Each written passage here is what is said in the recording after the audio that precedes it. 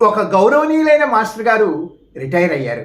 ఆయన భోపాల్లోని ఓ చిన్న ఫ్లాట్లో నివసించేవారు. దసరా సందర్భంగా ఊరికి వెళ్ళాలని నిశ్చయించుకున్నారు. వెళ్లే ముందు మాస్టర్ గారు ఆలోచించారు, మనం లేనప్పుడు ఎవరైనా దొంగ ఇంట్లో పడి ఇల్లంతా గజిబిజి చేస్తాడేమో, అల్మారాలు పగలగొడతాడేమో. ఎందుకంటే ఇంట్లో డబ్బులేమీ లేవు కదా. అందుకే ఆయన ఇంటిని పాడవకుండా కాపాడడానికి ఒక 1000 రూపాయలు టేబుల్ మీద పెట్టాడు. ఆ డబ్బులతో పాటు ఒక లేఖ రాశాడు.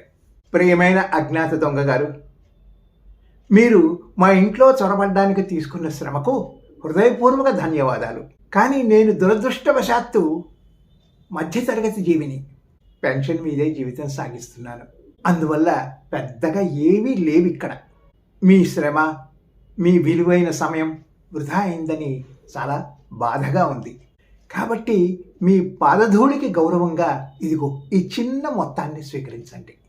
ఇంకా మీ వ్యాపారంలో, అదే మీ దొంగతనాల్లో విజయవంతం కావడానికి కొన్ని సూచనలు చేస్తాను. మాస్టర్ గారి సలహాలు ఇలా ఉన్నాయి. 8వ అంతస్తులో ఒక భ్రష్ట రాజకీయ నాయకుడు ఉన్నాడు. 7వ అంతస్తులో ఒక పెద్ద ప్రాపర్టీ డీలర్, 6వ అంతస్తులో సహకార బ్యాంక్ చైర్మన్, 5వ అంతస్తులో ఒక పెద్ద పరిశ్రమదారుడు, 4వ అంతస్తులో ఒక ప్రముఖ న్యాయవాది, 3వ అంతస్తులో అవినీతిపరుడైన రాజకీయ నాయకుడు. వారి దగ్గర బంగారం, నగదు కొండంత ఉంటుంది. మీ బిజినెస్ సక్సెస్ వారిని అస్సలు ఇబ్బంది పెట్టదు.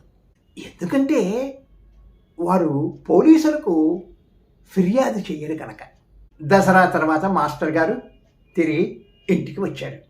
టేబుల్పై ఓ పెద్ద బ్యాగ్ కనిపించింది. దాంట్లో ఒక 10 లక్షల క్యాష్ మరియు ఒక లేఖ.